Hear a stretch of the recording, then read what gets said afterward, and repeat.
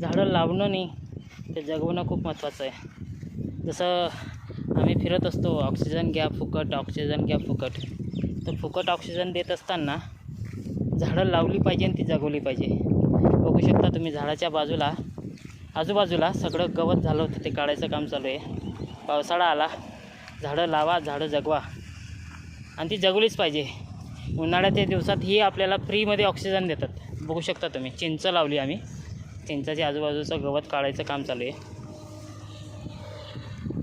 आज दोघांना second shift होती, आम्ही कंपनीत पण जातो आणि थोडा वेळ भेटला आम्हाला, तर निसर्गासाठी आम्ही तो वेळ देतो आहे.